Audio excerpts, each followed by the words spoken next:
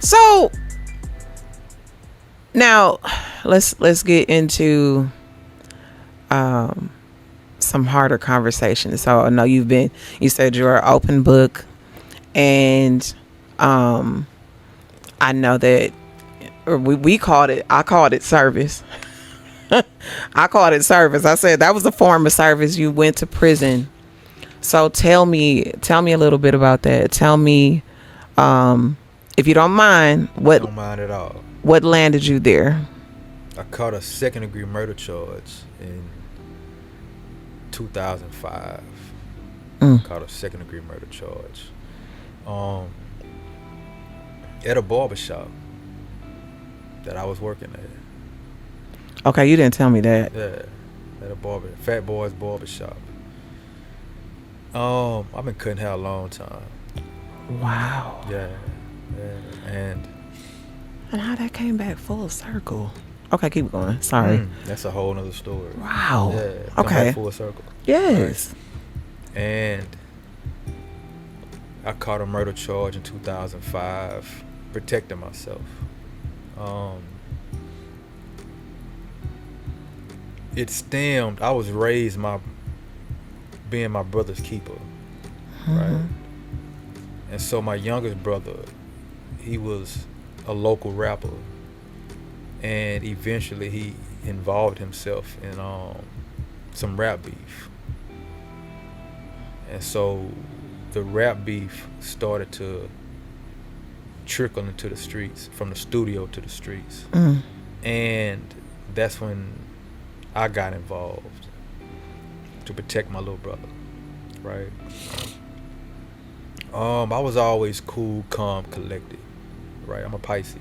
I could tell. It take a lot to get me out there, but once I get out there, It's over. I see red. Yep. You know. And so I was the mediator in a situation, or trying to be the mediator, because the rap beef was not producing, because I'm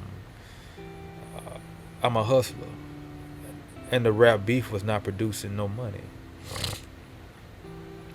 And so it started to get violent.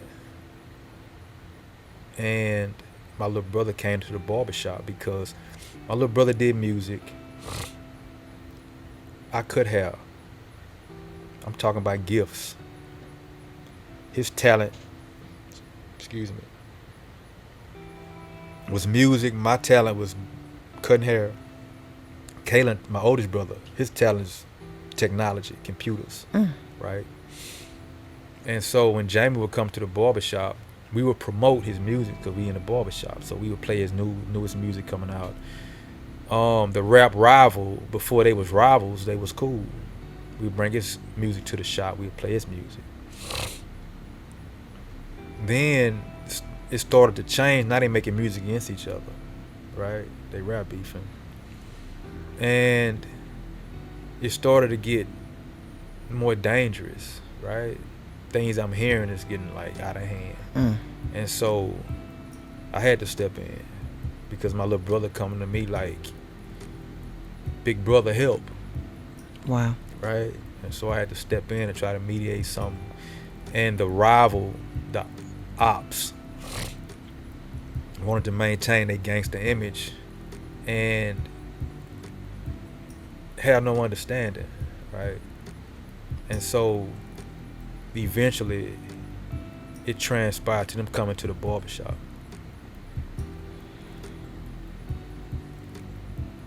And I had to protect myself.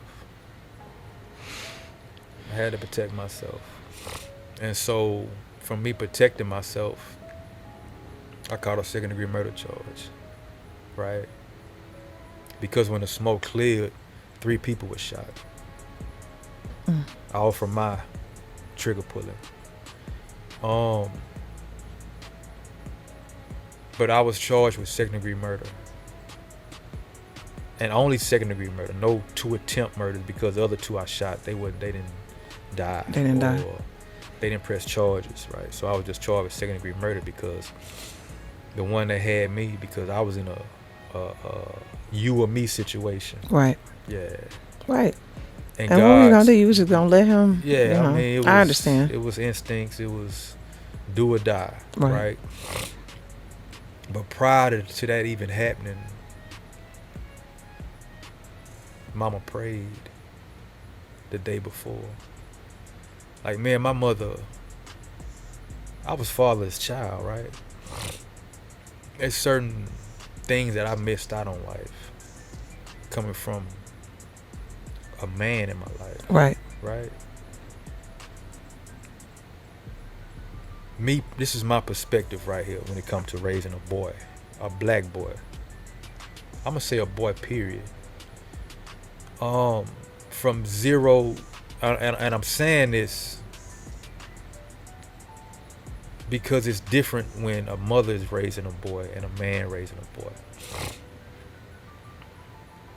From zero to 10 years old, that's when a mother nurtures, Absolutely. nourishes, raises, loves, impacts, spoils, and take care of the boy, her son, Mm-hmm. right? But from 10 to 20, those 10 years, mama gotta go and fall back. It's time for daddy to nourish him and teach him and show him how to piss. Manhood. Because from 20 to 30, it's gonna be a combination from 0 to 20 years old from mama and daddy. You understand what I'm Of saying? what's needed. Right. To send him on his way, to train him up as a child, Right. so he'll never depart from where. Right. Right. But that fatherhood got to be in him from 10 to 20 years old. Right. I didn't get that. And so it's a imbalance. It's a chemical imbalance in a young black boy because he don't have that fatherhood. He don't have that structure. Things that mother probably can put on him, it's not gonna sink in like it would if a father was trying to teach Right. him that. Right. Doesn't have the same impact or effects. Effect. Yeah. Right. Because 3 years old, just say a child, a little boy 3 years old, and daddy outside working on a car. You hear me? Daddy outside under the hood. That little boy gonna be outside with his daddy with a toy car. You feel me? Right. Trying to do what? Trying to that? see, because he Right. emulating what Yes. his daddy doing. It's a stronger connection. It's a strange connection. It's a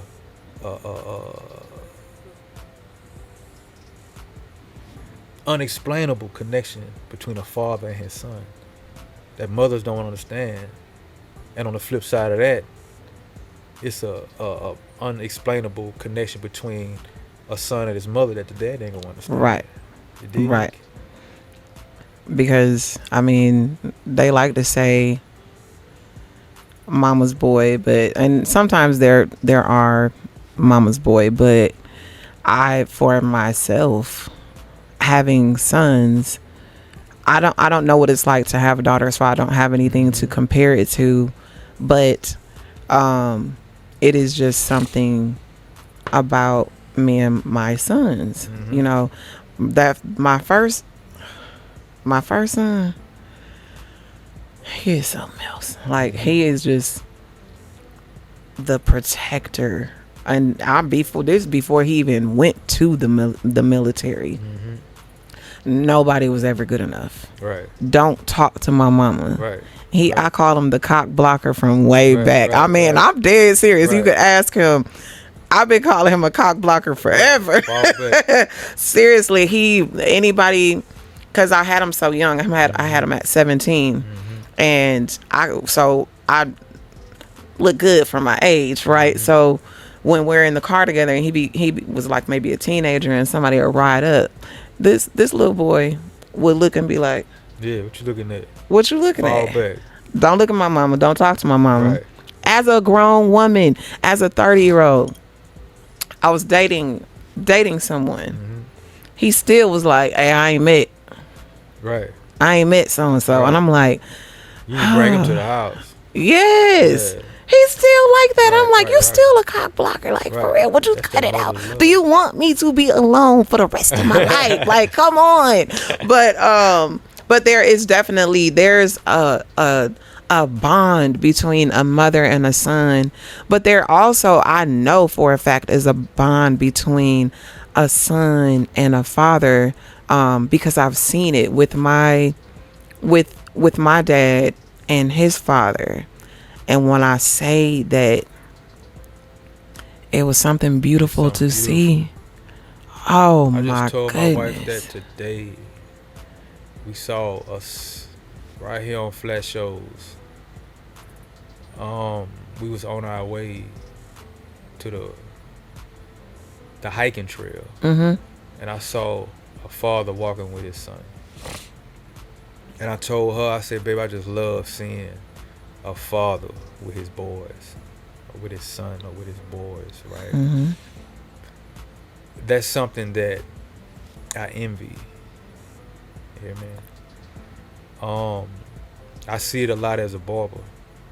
Fathers bringing their sons in, right? And I enjoy that. Feel me? And I tell them, not on a ill will type of time, but I say, boy, I envy what you got going on. Right. Boy. You hear me? Right. I say, because I ain't had that. Right. You know what I'm saying? And not only did I didn't have that as a child growing up, I couldn't experience that because I was gone 16 years out of my son's life. Right. You hear me? So you envy it on so many levels. So many, a personal, so many layers. From being, because your father was taken away. Right.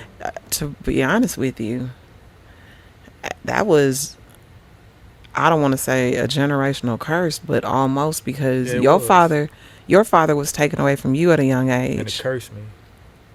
And you were taken away from your son at a young age, I'm assuming. At a young age. Because I went to prison at 27 years old. My oldest son I got 4 kids. I got 2 boys, 2 girls. I say two kings, 2 queens. Mm-hmm. My oldest is 24, and my baby girl is 21, right?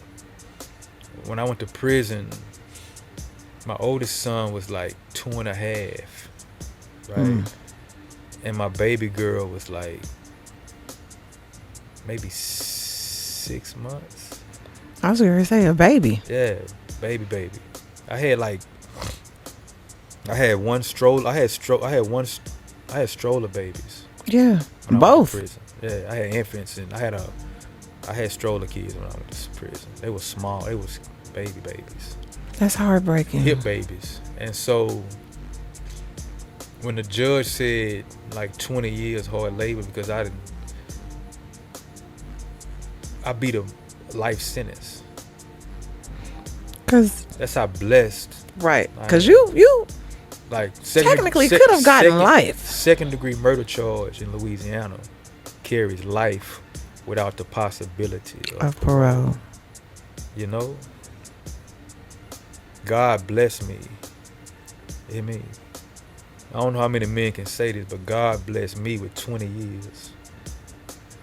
20 years. Yeah, that was a blessing. And you know what? And it's so funny that you say that he blessed you with 20 years. That's deep. Because it's all in how you look at it, right? It's your outlook. It's how you look at it, because 20 years could sound, is a lifetime. It's a lifetime. Yeah, it's life. 20 years is life. However, you could have went to prison for life. Right, which means you dying now. Right.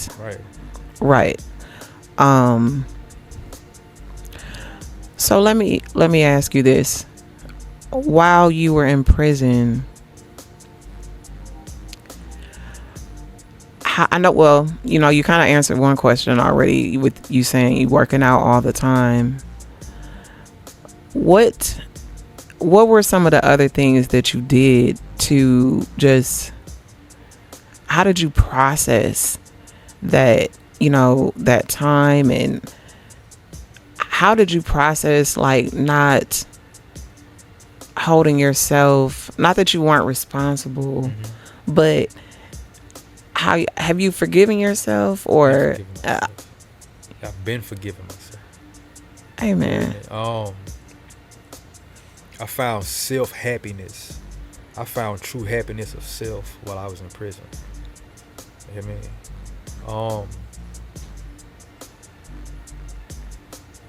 Like once I went in, it's crazy. It's the process, right?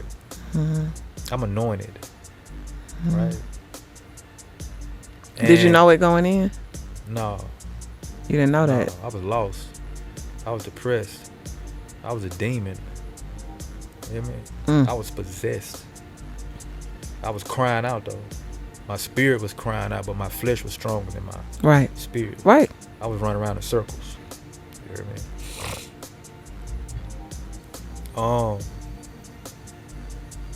My mother once told me before I went to prison, she was like, boy, either you go die of AIDS or somebody go kill you. You hear me? So I was all the way depressed, and depression started from,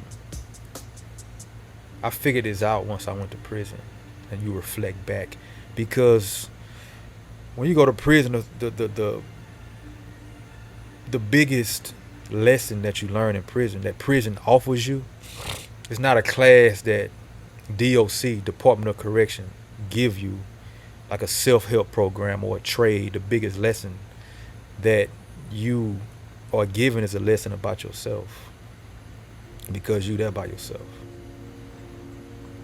I think that's if you want to learn. Thank you. If you want to learn. Okay. Yeah. If you want to learn. Let's say that. Yeah. See, that's what I explained earlier. That working out kept me focused when I'm not looking to the left or to the right. The majority are looking to the left and to the right. So they're involving themselves in all the element of prison. You did? Getting caught up. You're getting caught up. You know what I'm saying? How, so when you first went in, did you always keep to yourself, or did you first get caught? Did you kind of get into it and then realize like, no, this is not for me? I was always a thinker. I can think. Common sense. I always had common sense. Okay. The day before I committed the act of murder, my mother said, because I was a rebellious child, because I had no father. I was a statistic. Had no father. Bumping heads with my mama. There's too much feminine energy in here. Too much estrogen in this house. I need some masculine energy. Wow. And so I would go to the streets to find fatherhood. You know? And me bumping my head, that's how I learned how to be a man, by bumping my head. Instead of a daddy or a father figure in my life. I had coaches from playing sports growing up, but they were only father figures for a certain amount of time. Right. I'm gonna hit you with something deep. And I know a lot of men can relate to this. And I heard Charleston White say this too. I never seen I don't know what a daddy do.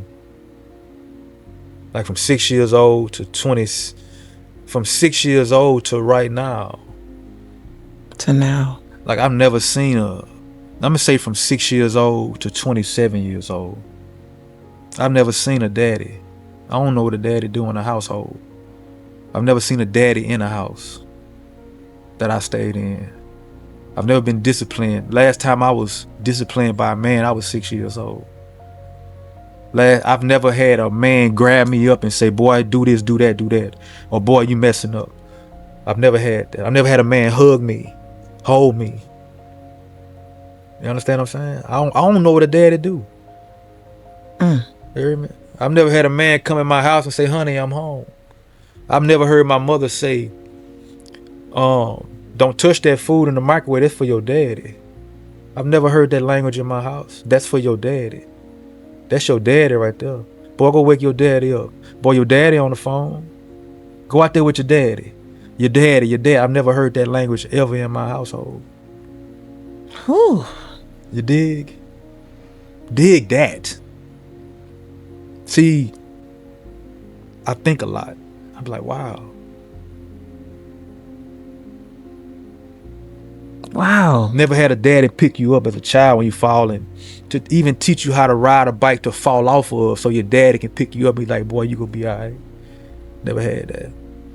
So for me, it created a traumatizing depression of needing that father figure. You were seeking. Yeah, I was seeking. Yeah. I used to get mad at certain TV shows I watched because I never had. I always wondered what that was like. Cosby Show. Something like that. Mm-hmm. I would see kids at school. With a father. Never seen that. Never celebrated Father's Day. You dig? Yeah, it get deep, and so I started rebelling. As a teenager, and so I was depressed, like all the way until prison. That's when I found happiness. When I found myself. Let's clarify. All the way until prison. So, do you mean you were depressed from, you would say, a child, or That's when it's post, like starting from being a teenager, your adult life? Mm-hmm. Wow. I think it was because Mama was a tough lover. She had 3 boys. She never remarried. You feel me? She would have boyfriends or whatnot, but she never remarried. So I didn't have a constant. No constant connection. man So, in your, okay. And Mama was a tough lover. Yeah, Mama was not affectionate as a mother. Right? I don't remember my mama hugging me, boy, give me a boy, kiss on you. I never had that. Never heard my mama say I love you as when I was growing up. I didn't have that in the household. Like my first time telling my mother I love her, when those words became part of our vocabulary, is when I was on a run, on a murder charge. Jesus. You hear me? In 2005. That was my first time telling my mama I love her. It was my first time telling my brother I love him. My brothers, I love them. So what I'm hearing is love was not spoken in your home. Yeah, it was it was affection, but it was affection on another level. So it was not affectionateless, but it was just on another level and stuff. No, love was not spoken. We didn't want for nothing, but love was not spoken. But that's how she showed her love. Yeah. And by providing. By providing. And I'm sure that your mom had her own things that she had to deal with.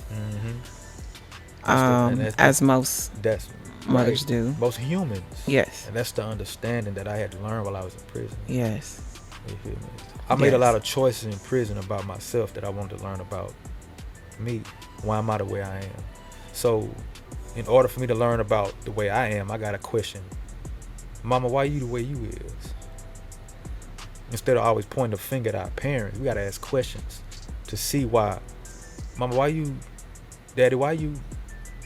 Like, we want to point a finger at Daddy, why you a deadbeat daddy, but you don't even understand why they are. Why he did what he did, did. Exactly. Like, why Mama smoke hard? Why Mama smoke crack? We got to the figure roots. out. We don't ask questions. Mama, right. Sometimes you got to have the hard conversations to figure out and receive the hard answers. You understand what I'm saying? Sometimes we got to ask, Mama, how was your childhood? Were you abused? You feel me? How was your mama? How was my grandmama towards you? How was my grandfather towards you? Were you ever abused sexually, mentally, physically? You feel me? You do. Yeah. Because how you never know. How was my mama? I mean, how was your mama? How was my grandmother? Was she affectionate? And so once we ask those questions, we start to figure out, okay, that's why I'm the way I am. So I need to fix that. Yes. Right. So you can be the curse breaker. I tell my kids every day, whenever I talk to my kids, I love them. I tell my brothers, I talked on the phone with my brother earlier. Every time I get off the phone, I love you. You feel me? Oh. And it all started because I went to prison. Excuse me. That's deep. It get deep. That is so deep. You said that. Let's say we. You want to know why? Because it's so many things that we take for granted, and just even in hearing your story, and what gets me is that sometimes so many people, they don't think enough to change the situation. They don't think enough to say, okay, that's how my daddy was. Mama did that. Grandma did that.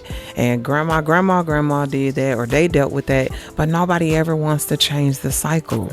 We just keep going through these cycles and these generational curses. They just keep coming. Right. And so just to hear, and the reason why this gets to me a little bit is because my grandmother had 6 children, and I told you my mom was one of the middle children. She was one of the middle girls. I'm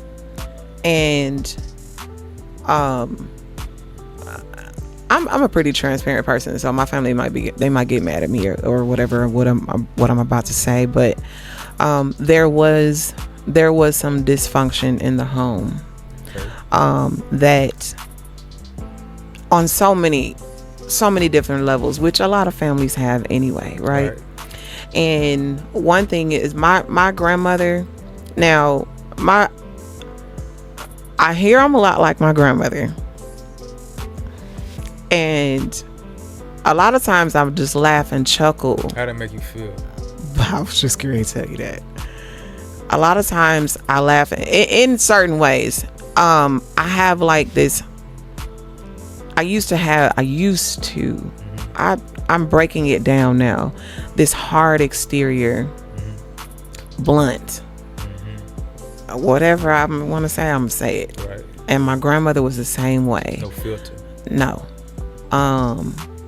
And that's how my grandmother was. Like, she wasn't Granny wasn't, to be clear, like I had the bomb grandmothers. My last living grandmother, she's still alive, but my biological and my paternal grandmother, like I had the best ones, but Granny, she was hard, but she loved hard, and she had like this tough exterior. And so I heard that she got a little better when grandkids came. That's how my mama was. But she still wasn't quite like the most affectionate grandmother, but that's all I know. That's what I knew, right? My mother.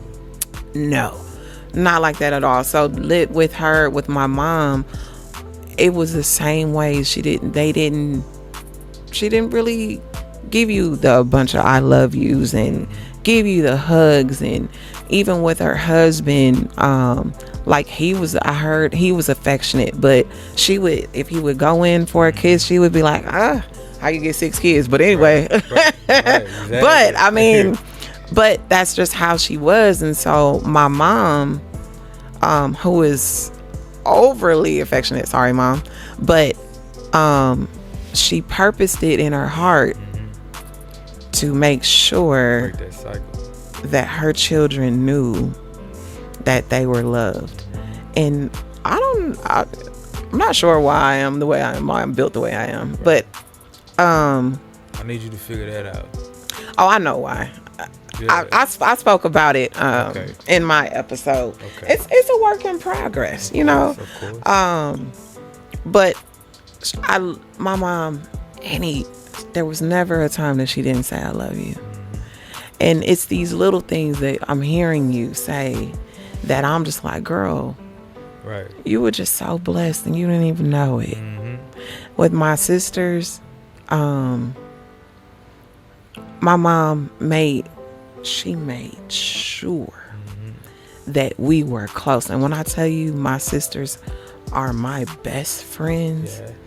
and when I say don't come, I'm a thug at heart. Don't let the Milwaukee come out. Don't get it twisted. Right. These nails can be used as weapons, Right. however you want. They could be cute, or I can use them Or as a they could be weapon. killer. But don't come for mine. When it come to my sisters, my My siblings, sister's keeper.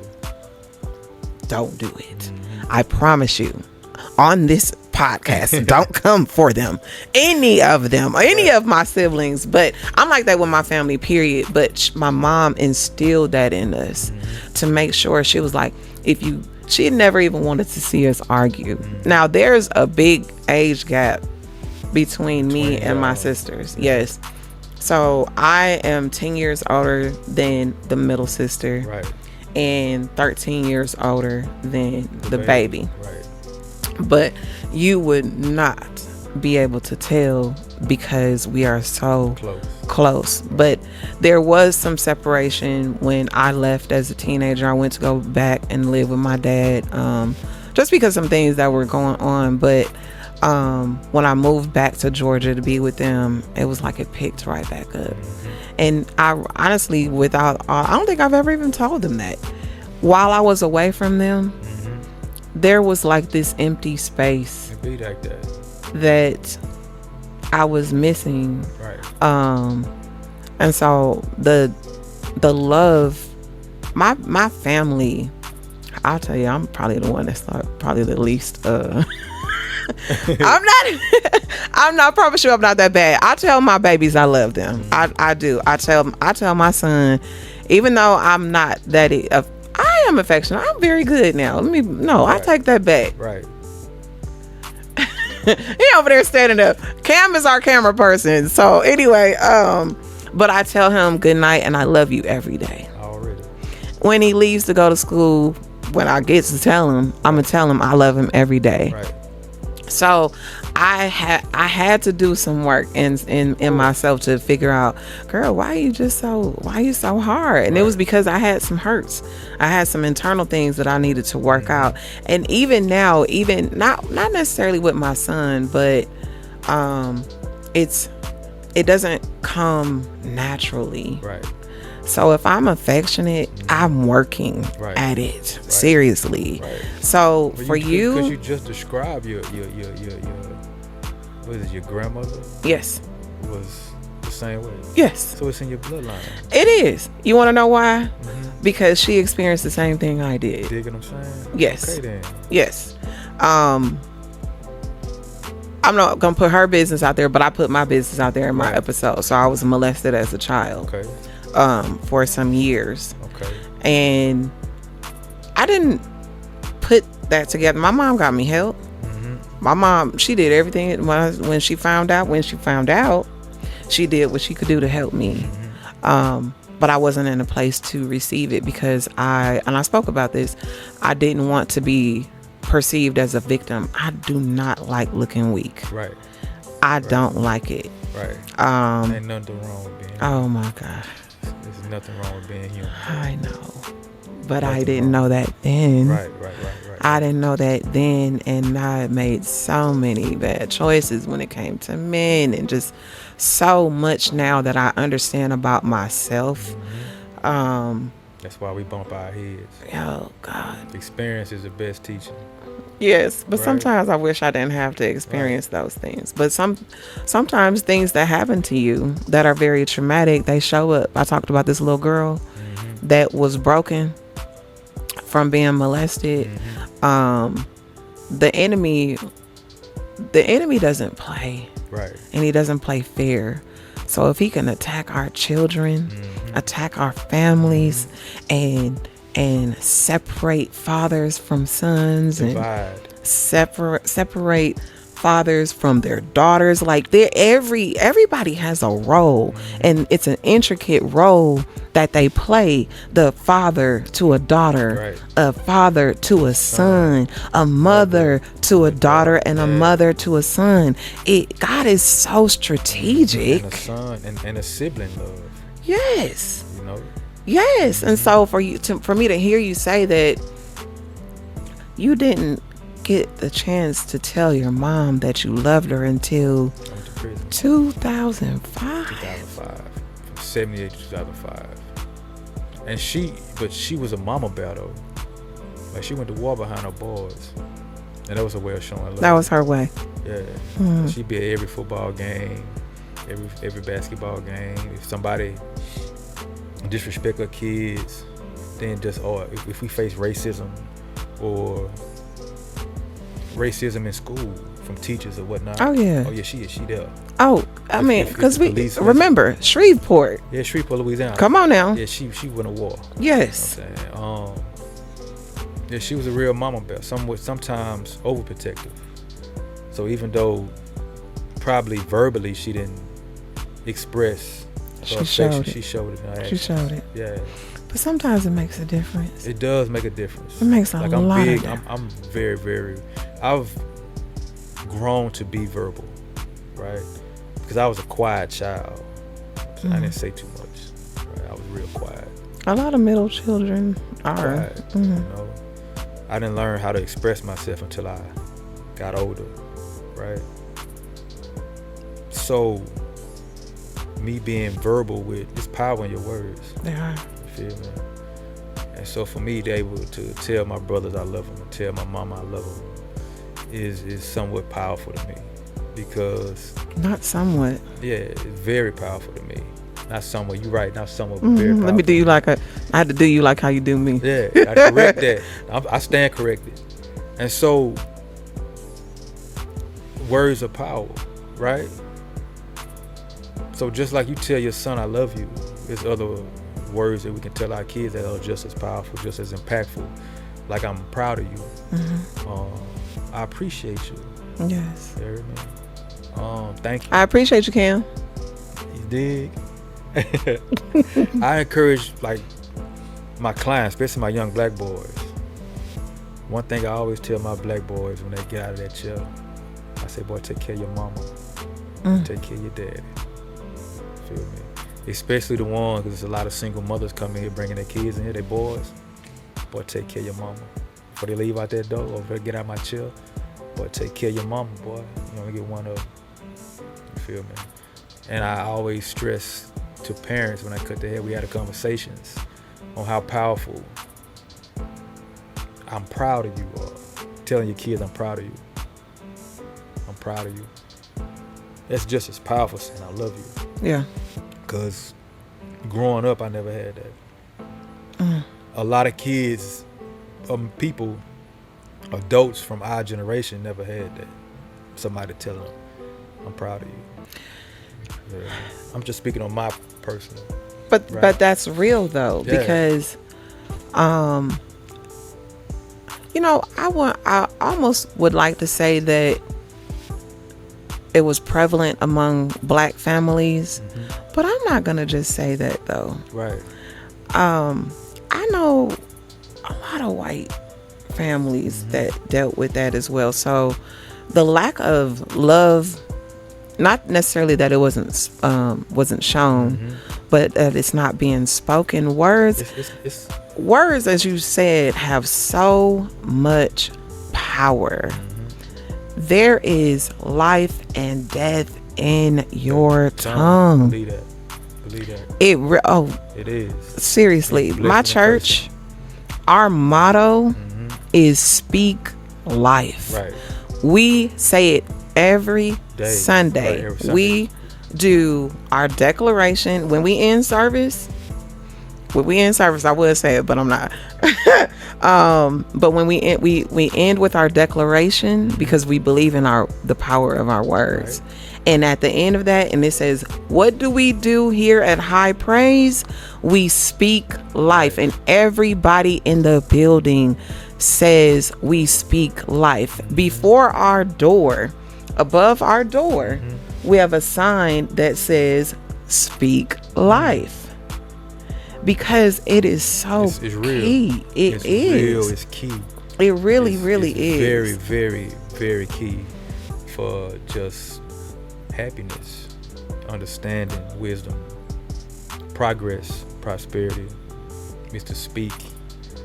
And thinking about my mother,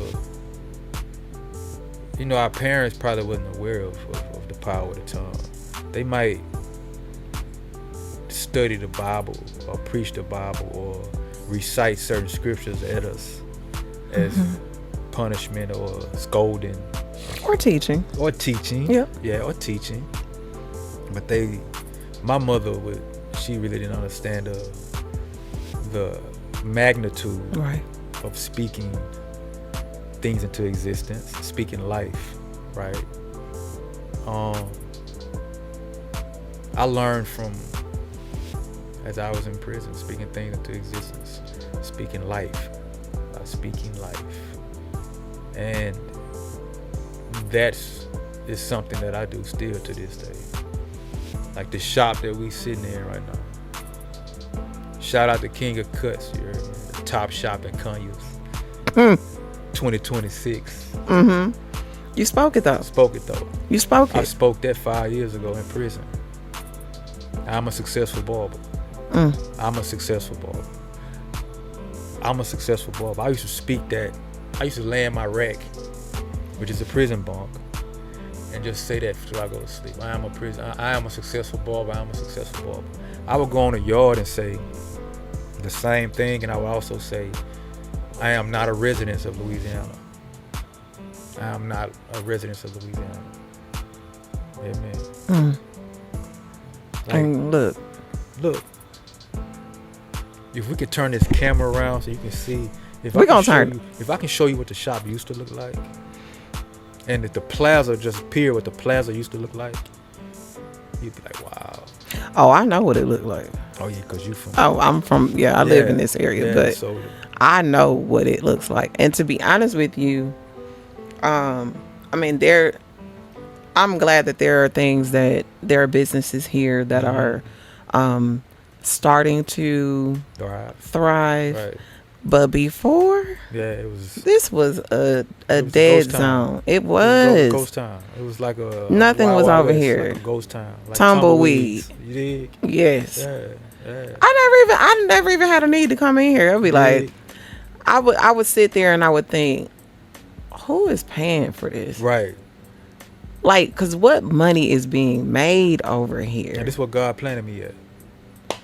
When I came to Georgia, God didn't plant me at a barbershop that was already established. You heard me? It was established, but was it really established? When I say established, I mean like a barbershop. He didn't put me at you have like 10 barbershops up and down 138. Salem Road got buku barbershops. Right. He didn't put me at a barbershop that was already established with clientele. Oh, you mean, okay. Walking in traffic that was already jumping. I was already successful. He didn't put me there. He put me at somewhere from ground zero, like a seed. You feel me? Yes. And so I didn't step foot in another barbershop. The only time I ever stepped foot in another barbershop, I stepped foot in 2 or 3 other barbershops. And it was not because I needed a job. I was just, my first other barbershop, I found this barbershop first. Because me and my ex-wife was coming out of this mellow mushroom right here, right? Around this time, we was looking for me a spot so I can open up a barbershop, get a business loan, find a spot, do a build out, and start from scratch. That ain't what God had for me. Yeah.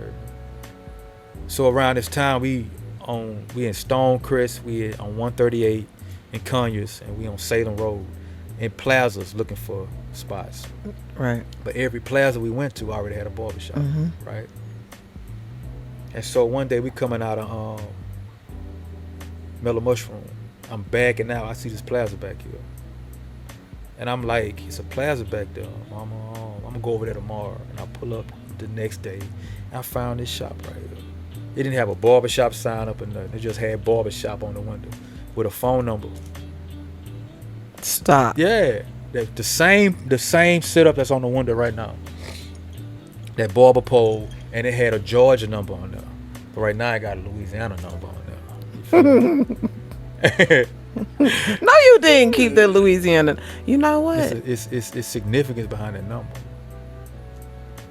But It is a new Louisiana it's number. 318 number It right there. sure It's my number. is. Wow. It's significant. It's so that number is powerful. Okay. I'll take a little sidetrack right quick, a little sidebar. That phone number is the number to the cell phone, my first cell phone, that at 12:07, between 12:07 a.m. and 12:10 a.m., I'm in the parking lot of the prison that I'm getting released from. Because when you get released from prison in Louisiana, on the day of your release, you get released at 12:01 a.m. You hear me? Wow. And so I'm sitting in the parking lot in the back of my son's car. These are the same kids I saw. I saw them grow up in pictures because I'm in prison. Right. You did. Oh. Picture that. That was my hard labor. I'm stuck on. You saw them grow up In pictures. in pictures. I got pictures and they was this big, this big, this big, this big, this big, this big, this big. Yeah. Now they Grow up picking me in up. pictures. Now they picking me up from prison on my release day. That's another story. So I'm sitting in the back of Jordan car, right? It's Jordan and Jaden, those are my two sons. And my oldest brother come to the car and say, BJ, here your phone right here. My first cell phone as a free man after 16 years in prison. That's the same number. That's on that window right there. Okay. So I be reflecting. I'll pull up in every morning. I just sometimes like to look at that phone number like, wow, look where I'm at right now. Your first phone Yeah, as a free man. as a free man. That's where that phone number come from. Wow. I took a sidebar. I forgot where we was at. I think we were talking about family. Yeah. Well, we were coming out of it, but I'm just blessed. You're blessing me Appreciate it. with telling your story and your experiences, and just while you were in there. And it's like, we always hear, oh, people always learn about themselves, or they learn about God while they're in prison. But I think that you never really know what a person goes through. Mm-hmm. Because that's something I can't imagine. I've been in jail. I've been in jail. Right. Worst experience of my life. Yeah, it is. Worst experience of my life, to have your freedom Taken. literally taken away. I was in there a week. You was in jail. My God, I thought it was the worst time of my life. County. Yeah. But you went in prison. Well, I actually I don't. No, Yes. I'm not. No, Big I'm difference. not sure. I'm sure it is. I went, because I wasn't. Yeah, I was arrested in one county. I didn't even know. Right. I didn't even know I had a warrant. Right. So I was arrested in one county in this little racist little town. They were waiting on me. Mm-hmm. And what's so crazy about this story is that I was coming out of a bad relationship, and I had the bomb job. Mm-hmm. Them people loved me at that job. Right. But I had so much time. I lost so much time with my son being in Milwaukee. I had made the decision to move back to Georgia. Okay. So I was leaving my good job. And when I say those people love me so much, they threw a party for me. And Favor. the president Mm-hmm. of the company paid for everybody's food, everybody's drinks. My mom was there. My mom was up there helping me move and pack and all that kind of stuff. And she was like, wow, Kamara, that was just amazing. And we are driving. We are leaving the restaurant. Okay. And I should have known better, but I worked. But here's the thing about it. I worked in this county. Mm-hmm. I drove in this county every day, Monday through Friday. Mm-hmm. Never got pulled over. I don't know if they must never ran my plates. I have no idea. Right. But I'm leaving to say goodbye. And I had not done anything. I didn't barely get out of the parking lot. Okay. I hadn't even done anything illegal. Okay. They literally told me they ran my license plate while I was in the restaurant. And now that I think about it, I'm like, was that legal? But I don't know. Let me think about this. They probably was running through the parking lot, just checking people's license plate. Yes, that's what I'm saying. But now I'm thinking, was that legal? Let me put a mental note, Kamira. Let me put a pin in that. Yeah, let me check and see if that was legal. Yeah. Cause Waukesha County, I'm coming for you. Yeah. But yeah, they literally told me that they ran my plates while I was in the restaurant and waited for me to come out of the building. At least they didn't pull me over. Well, they didn't know who to, they wouldn't have known who to get, and sure did pull me over. I had my mom in the car. My God, my mom in the car, and she had to see me get arrested with handcuffs. And I was so dumbfounded by what's going on. Yes. Right. I was like, oh my God. So I had to go to that county, and because the actual the warrant was out of Milwaukee County, so I had to stay in Waukesha County until they came and got me. And then transferred me to Milwaukee County. Worst time of my life. What made it the worst time? Because I wasn't free. No freedom. No freedom. Traumatizing. What? Yeah, I'm traumatized of prison and jail. I could only imagine. And so let's go back there. Okay, so they sentenced you, right? Right.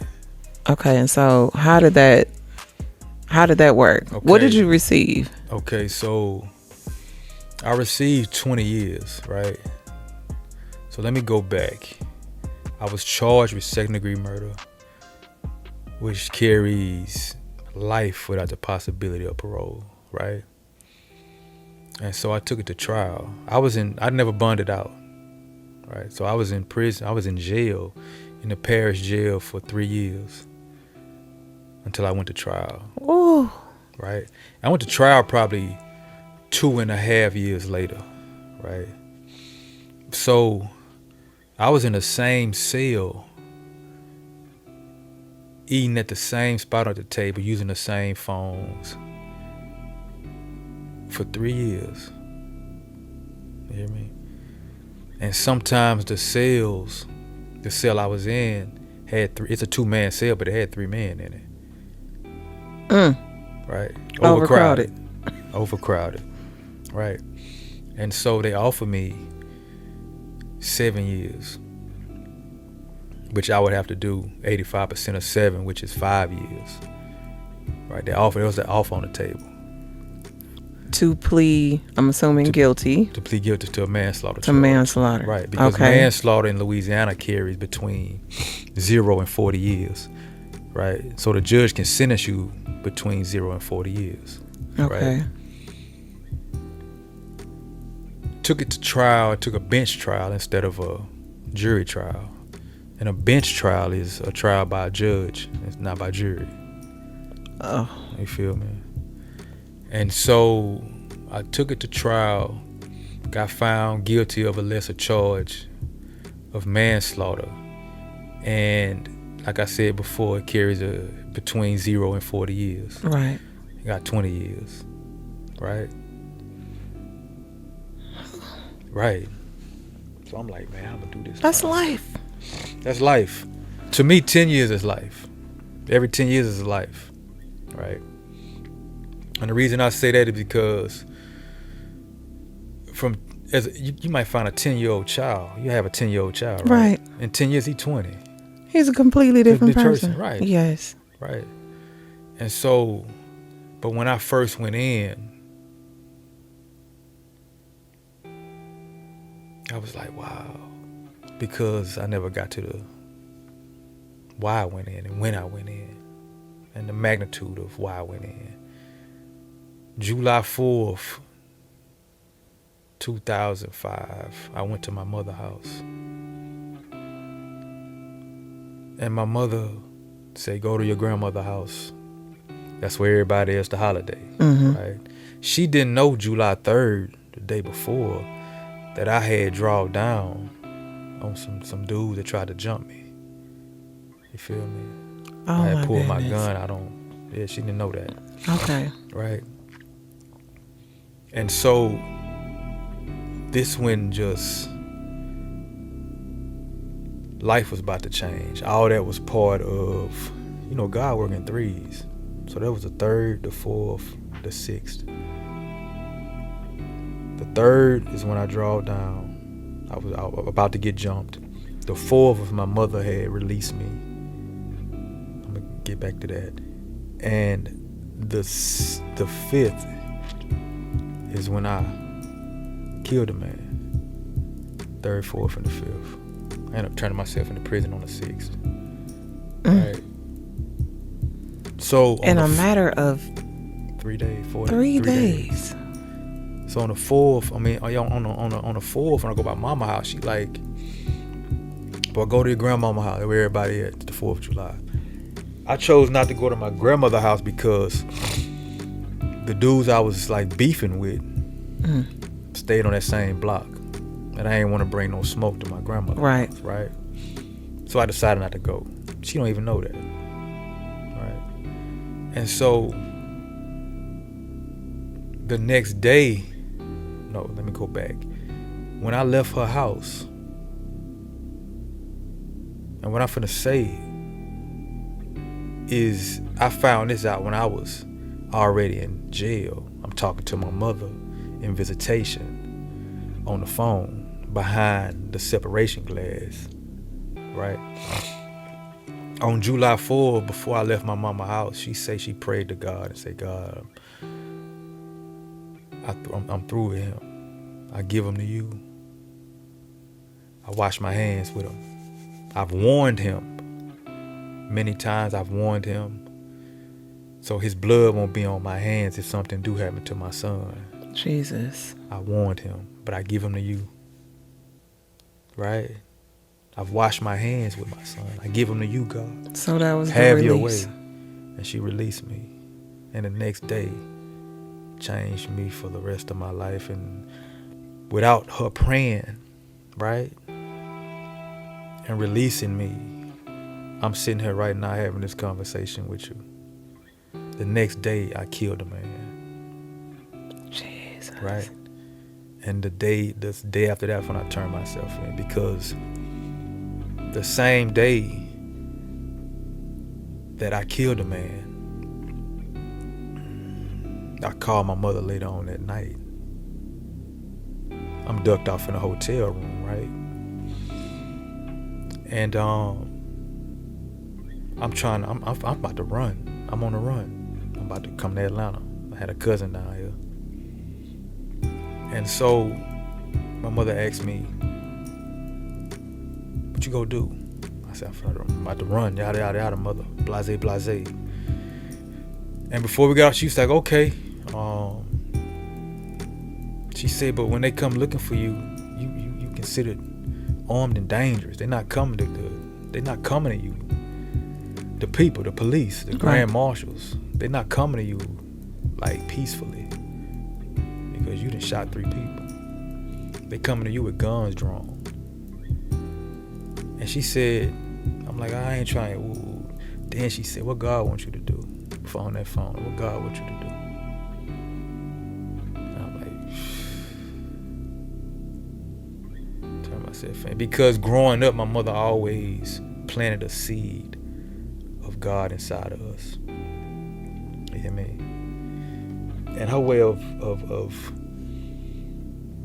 planting her seed inside, planting the seed of God inside of us and the Holy Spirit inside of us. I'm gonna say the seed of the Bible, the seed of God, the idea of it is that when she used to punish us, go read your Bible, go read Proverbs, go read Psalms. You feel me?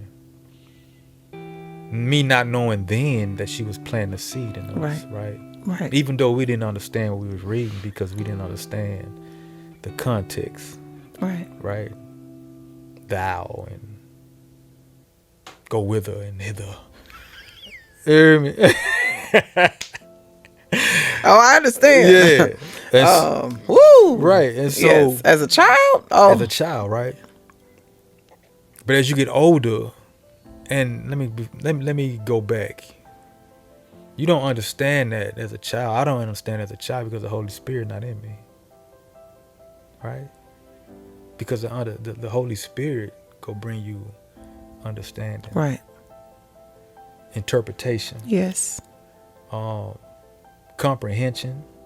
Right? Discernment.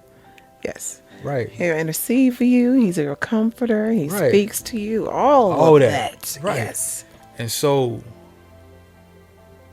it was until I went to jail, because jail and prison are two different things. When I went to the parish jail, and I say the parish because Louisiana don't have counties. We have parishes. Mm-hmm. Right? Right. So Rockdale County in Louisiana would be Rockdale Parish. Right.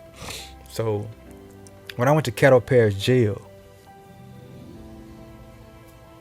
I surrendered to God.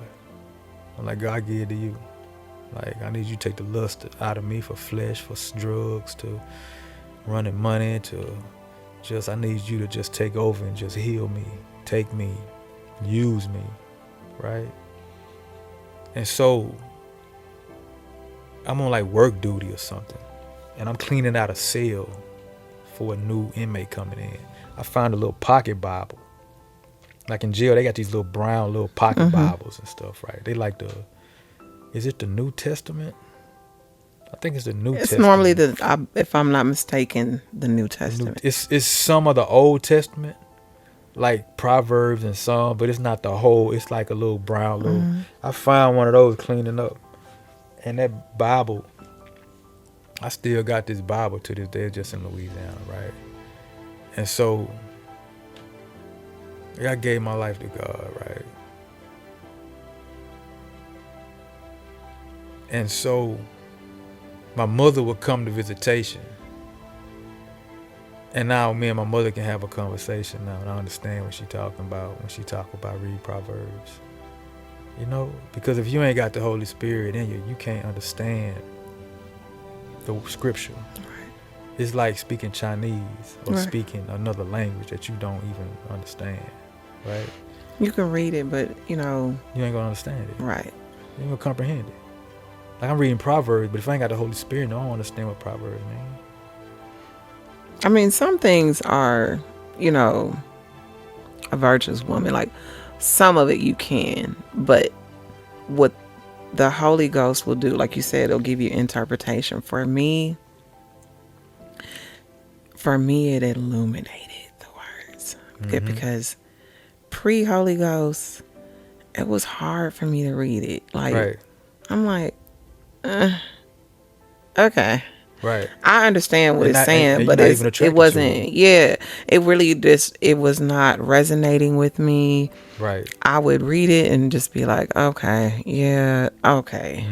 But that Holy Ghost is basic. Yes, give you that hunger. Yes. Give you that vigor for it, that zeal for it, right? And you start to want more and more. Yes. Now you sort of see it in your life. So now me and my mother can have a conversation.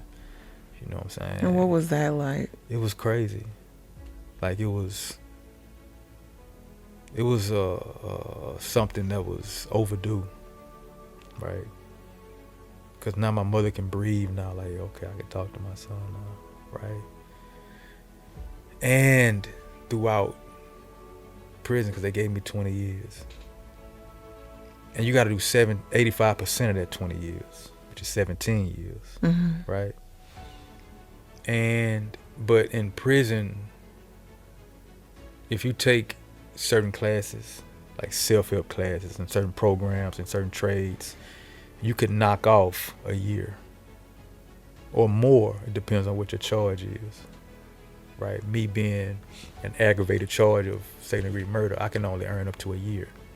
And when I say earn up to a year, you got good time, right? Good time is the fifth. Okay, you get 20 years, right? You gotta do 17. You gotta do 85% of that, right? 85% of 20 is 17. So the other 3 years that's over here, that's your good time. Oh. Right? Okay. That's what you parole home on. Right? That's why people come home and do 3 years of parole. Parole. Right? Okay. But while in prison, you can lose those 3 years by violating. Going and to then the you hole. have to stay. You got to stay. You can flatten yourself out. Now, flatten yourself out is that you can turn that 17 years into 20. Until the 20. Right. Right. And so I had did that. I had flattened myself out. Yeah, I was in prison. So I wasn't ever into the. I used like cell phones and hustling. You feel me? Making a little money, playing on cell phones and stuff like that, and dealing with the free people, the free women. You know what I'm saying? The employees. That's the free people. The free people in prison. Okay. Is what you call the employees. Okay. They free people because they go home every day. Right. They employees. So we call them. That's the lingo in Louisiana. Free people. Okay. Right. So I was in and out of the hole, especially dealing with cell phones. You know what I'm saying?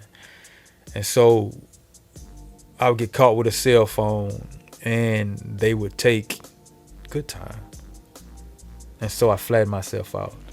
But if you go a certain amount of time without getting write-ups, you can earn that back. And I earned all my good time back, plus another year for me taking programs and trades and earning because every time you take a class and you complete it, you earn like 30 days of good time or 75 days of good time. Wow. Right? And I can only earn up to 364 days, which is a year, right? Okay. 364 days. And so it turned my 17 into 16 years. You feel me? And so, yeah, for them 16 years, God just was like, first of all, God said, I'm going to give you life. I'm not going to give you life. Like, you anointed. And so I got a mission for you, Brian. And the mission that I got for you, I need you to save some lives. I need you to impact somebody's life. It's going to take 16 years for you to become a black diamond. Right? And I know you go do it. I know your heart. I know your mission. I know your intentions. Because it started in prison. Like, your freedom walk don't start when you come home. Freedom starts in prison. Right. For certain ones. See, the lesson that prison teaches that human being starts in prison if they allow it to. You understand what I'm saying? If you allow it. If you allow it. Right. If you want it. Right? And so I cut hair all through prison. 16 years I always cut hair. Until my last 2 years I worked in commissary. But even though I worked in commissary, which is the prison grocery store, I still cut hair. I figured out in prison, and I asked, God, why you gave me this gift of cutting hair? Like, why do I cut hair? Like, why you gave me that talent? You understand what I'm saying? And I figured out, like, God gave you this talent so you can impact people's lives. Right. Individually. Right. But I also asked, why me? Because you got to look. This is how I think. My mother had 3 boys, and she used to drop them off at the barbershop or bring us to the barbershop, right? So these 3 boys was exposed to the element of the barbershop, right? The clippers, the combs, the men, haircuts, sweeping hair, just the whole vibe of the barbershop, the camaraderie, you know what I'm saying? The family unit, the mentorship. It was the barbershop, right? And so I asked God, like, why me? because the 3 boys that she dropped off, it didn't impact. The other 2. It impacted me. The seed was dropped in me. So it was my talent. So I was like, why you gave me this? Because I didn't go to school to learn how to cut hair. I used to go home and grab like little things that I would imaginarily make into clippers in my mind. And come here, Jamie, my little brother. Come here, let me sit down. Let me act like I'm cutting hair at 5 years old, 4 years old, 6 years old. Really? Yeah. Wow. I cut Jamie hair. I actually cut his hair. My first haircut with a human being was my little brother when I was in 4th grade. He was in 3rd grade. How'd you do? Okay. Yeah. What? Tore his head up. Tore his head up. It was a hair. This is how I pieced him up. Right. I found the clippers in my mama's bathroom. You hear me? When mothers are away, the little boys be going through that. Yes. Looking for stuff. Yes. So I found the clippers. I called Jane. It was the day before the yearbook pictures, right? We ain't had a haircut probably in 3 weeks. Mama not getting no haircut for these boys for no yearbook pictures. You getting a haircut for spring pictures. Remember the spring pictures? Right. Yes. They still have them. Spring pictures. You got the background. Might be a little, Mama go always put you on a little button up with the little Tyler outfit. Yeah. A little fit. For yearbook pictures, nah. So I found these clippers though. I'm like, say, little bro, come here. Let me cut your hair, bro. Got yearbook pictures tomorrow. I know you trying to be fly, bro. Let me cut your hair. He was like, no. I said, man, like, I'm gonna give you a G.I. Joe or something. You can hold my toy or something, my He-Man or something. You hear me? I stand him up in the mirror. Like, I ain't gonna sit him down. I'll just stand up behind him. I grab the clippers and turn them on and yank. Big old piece of hair fall out of his hair. Oh, my goodness. And he started crying. He was crying hard, too. He turned to the side. He just started crying. I was like, oh. I said, bro, let me finish. I ain't finished yet. Let me finish, bro. He ended up, I still got a picture of his haircut in my phone. He found it because, they got all kind of shit on social media where you can find, like, yearbook pictures and stuff. So he found a picture. And that was my first time cutting his hair, right? And I never stopped. Like, it went from that to, like, 8th grade and middle school. I used to skip class and go cut hair in the locker room or something, in the bathroom. High school, I was cutting hair. So I always was cutting hair, right? And it's a gift. So in prison, I asked God, he said, okay, I gave you a gift. Now you got to use it, bro. And so I use my chair as a pulpit. Yes, it's a ministry. It's a ministry. Yes. You know what I'm saying? And not only that, as a ministry, a mentorship, it brings me so much joy to not only myself, but to help people, beautify people. You understand what I'm saying? You're building confidence. Yeah, I build confidence. Mm-hmm. It's on me you get that job, bro. You feel me? It's on me that you get that girl. It's your haircut. You feel me? And I don't just cut hair. Like, when God showed me that I gave you this gift, I just came home and just took off with it. Like, took off with it. Wow. And so I'm actually watching. I met my wife right in this barbershop. As the owner, or as a just? No, as the owner. Wow. I became an owner. I came home in September of 2021. You hear me? I became part owner in July of 2022. That's crazy. Well, they needed somebody to That's shake crazy. things up, but that is crazy though. Became part owner of this shop right here, and this shop didn't look nothing like this. I mean, you showed me the picture. It was bare. It was empty canvas. Empty canvas. And I just. This is heaven for me. This is my piece of blessing. This is your little haven. This is my little haven. This is ground zero for all the blessings in my life right now. Without this shop, I wouldn't be sitting. I wouldn't even know you. I wouldn't be, yeah. Without prison, I wouldn't know you. It goes, my mind is so, like, yeah, it's deep, right? My daddy wouldn't have died, I wouldn't even know you. Right. That's where it all started at. Right? It's these stories. It's the design That's exactly what it is, a design. that was set before you were even born. This is just my little spiel. Mm-hmm. And they probably be tired of me saying it, but you know, in Jeremiah 29:11, it talks about how God has plans for you, Mm-hmm. thoughts of hope and Right. peace and expected end. So he has this future Right. that he has already designed Right. for you. Right. So hold on. So I know that God has this destiny and will for all of our lives, right? Mm-hmm. But what also plays a part is we have this thing called free will. Mm-hmm. And whereas God may have desired, like, I had this for you. Mm-hmm.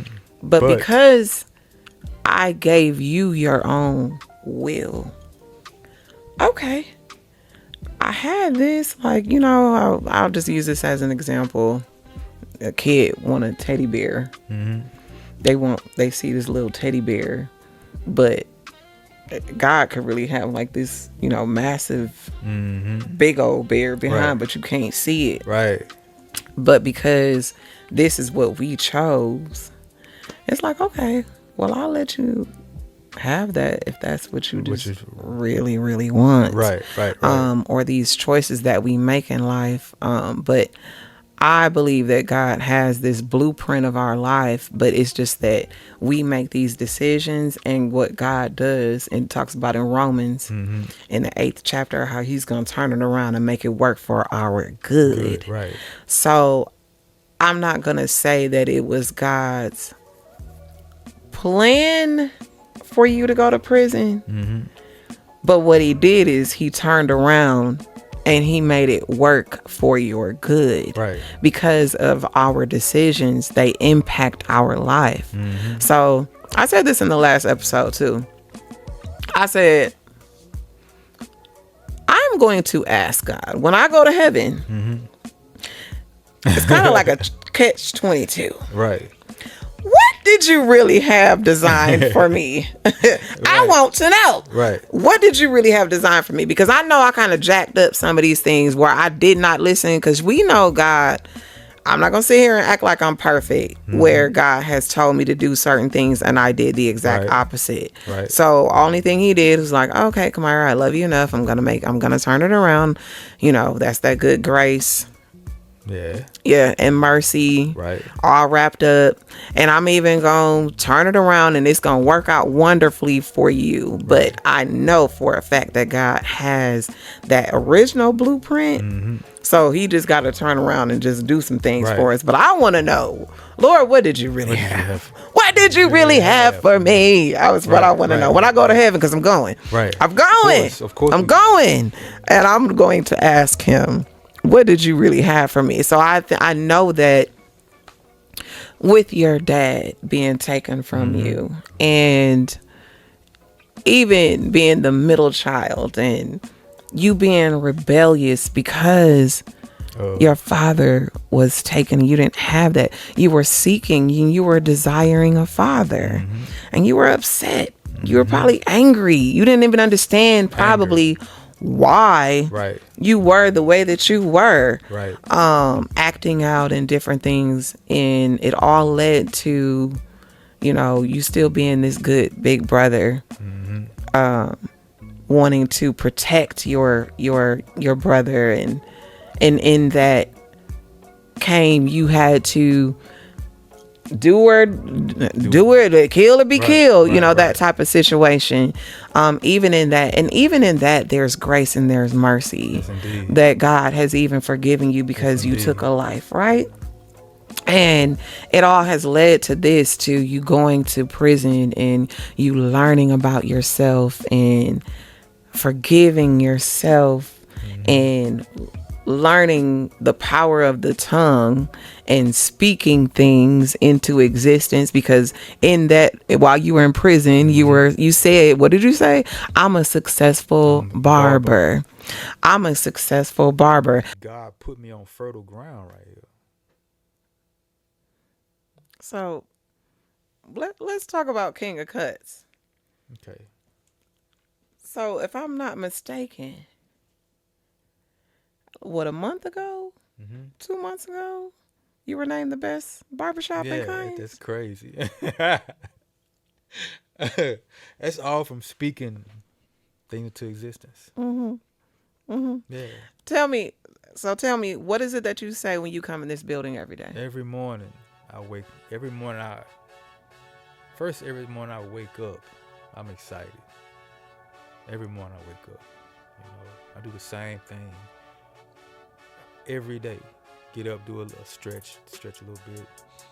My wife put it on the news, but she leave before me. When she take off, I change the channel from the news to some motivational speaking. It may be Eric Thomas, it may be David Goggins, it may be Motiversity, which is a motivational YouTube. It's something that's gonna lift me up. And I'm always coming to the shop, because when I first started working at this shop as a booth renter, I would get to the shop before the original owner would. I walk in the shop and I would say, y'all gotta remember this, words are powerful. I would say, good morning, successful barbershop. Good morning, successful barbershop. This is before the barbershop was even discovered. Nobody knew this shop was back here. I would walk in here and say, good morning, successful barbershop. Good morning, prosperity. Good morning, progress.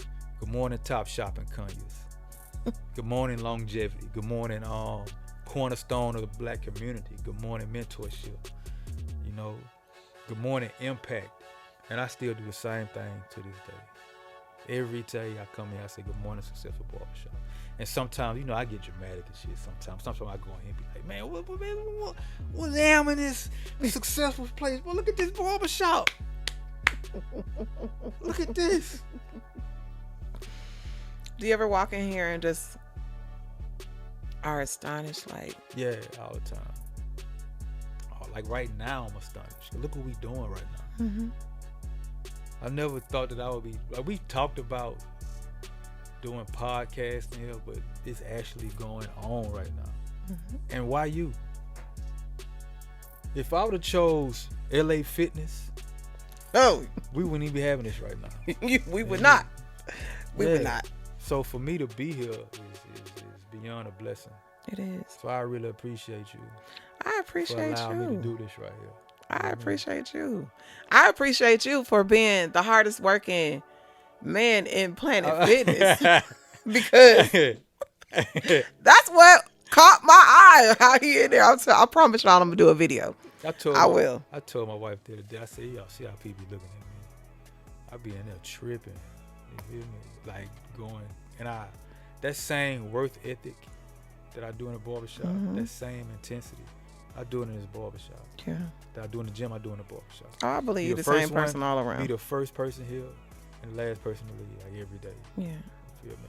And one thing that I try to teach the kids in here that work here, because I call them kids because they in their 20s, treat the shop like it's yours.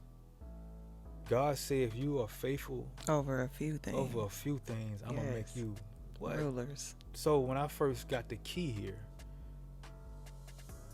I'm back and forth from Louisiana to Georgia because I'm on parole at that time. So I had to get a permit to travel down here. And I got a key, right? And I would come down here for like 7 days. I'd come up straight to work, open the shop up, and I'd get here before him. I'd come straight in here. And I treat the shop like it's mine, right? I would open the door, pull that rug out. It's the same rug that's been here since I started. I'll pull that rug out. I would open the door, plop the door open, sweep. Treat the shop like it's mine. You know. Wow. And the owner came to me. What'd you think about being owner of the shop?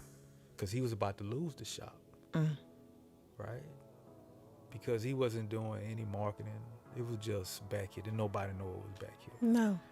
And it was so dry. The shop was so dead and motionless, that clientless, because it's not a walk-in plaza. Right. Right?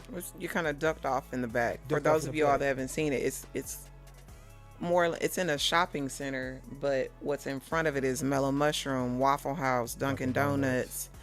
You really cannot see the shop from. It's off of a major street, but you cannot technically see. So you'd have to understand the magnitude of, because a lot of times in business, location is key. Very key. Location is very key. This is a great location, but you all just really don't understand how this shopping center was dead.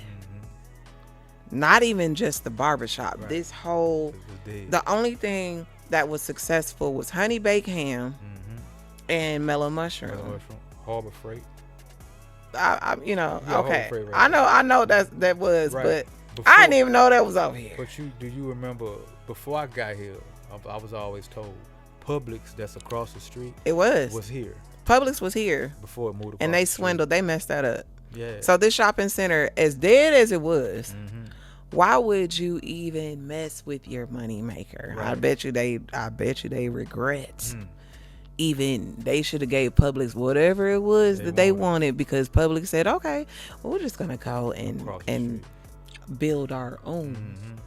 And that's exactly what they did. But it was dead over here. So you all don't really understand the magnitude from going from this being a, for lack of better words, a dead barbershop,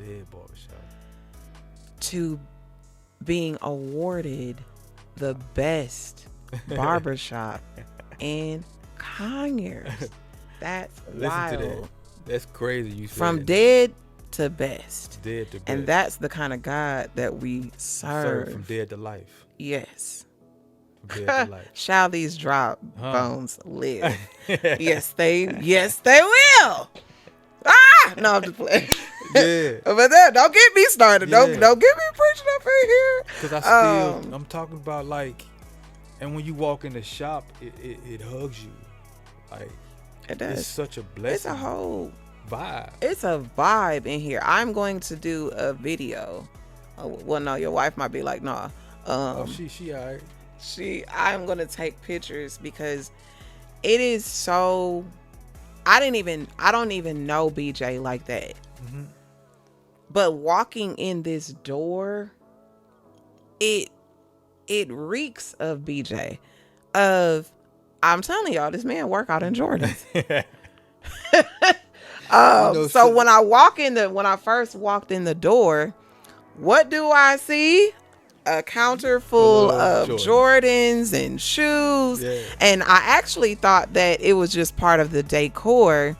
But this man selling shoes in here.